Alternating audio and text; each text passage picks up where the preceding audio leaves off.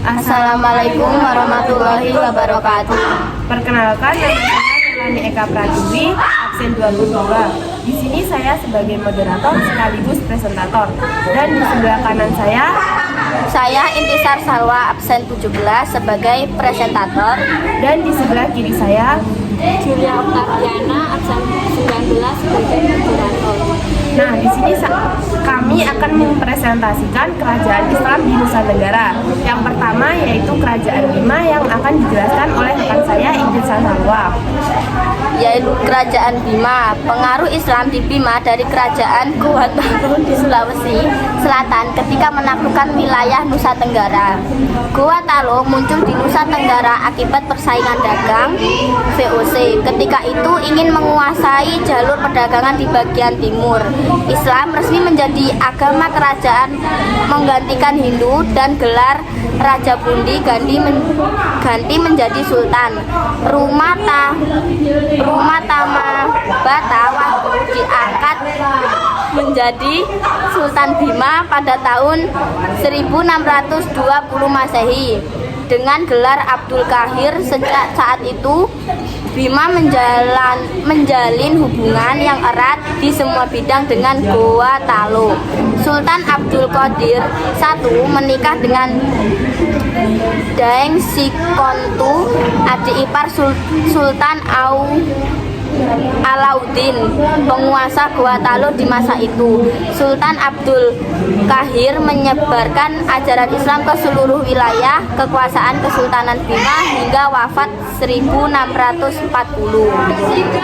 Nah, terima kasih rekan saya Intisar Salwa, dan selanjutnya akan dijelaskan oleh rekan kami yaitu Julia Okta.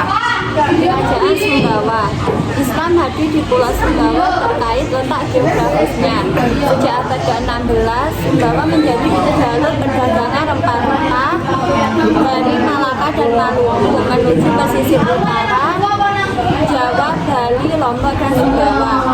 Juga dibawa orang-orang Bugis melalui jalur pernikahan. Kerajaan ini dipimpin 14 raja dan dua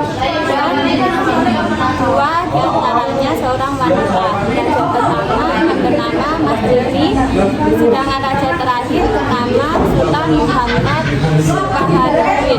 Peninggalan Kerajaan Sumbawa pada masa lampau masih bisa disaksikan sekarang. Masih berdiri kokoh sebuah bangunan bekas istana Kerajaan Sumbawa yang bernama atau Istana Tua, dan tak jauh dari Loka terdapat makam sampai kompleks makam raja-raja Sumbawa dan keluarganya.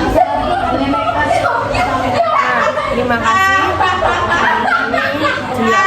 Kemudian yang ketiga yaitu Kerajaan Dompu.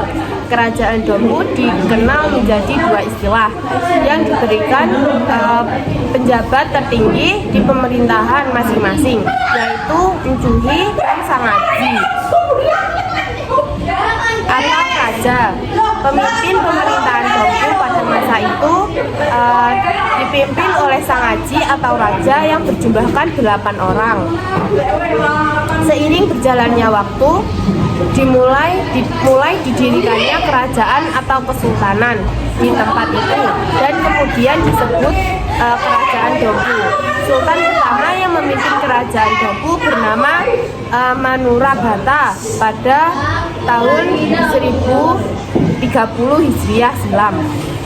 Namun Manurabata memutuskan masuk Islam dan namanya berubah dari Manurabata menjadi Hasanuddin, Sultan Islam di Dompu.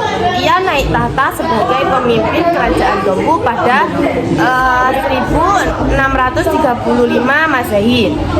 Dengan dilantiknya Manurabata sebagai sultan, maka berakhirnya Kerajaan Dompu bercorak Hindu. Dan raja terakhir yang memimpin Kerajaan Dompu yaitu Sultan Muhammad Tajul Arifin pada 1945. Sekian presentasi dari kami. Kurang lebihnya mohon maaf. Wassalamualaikum warahmatullahi wabarakatuh.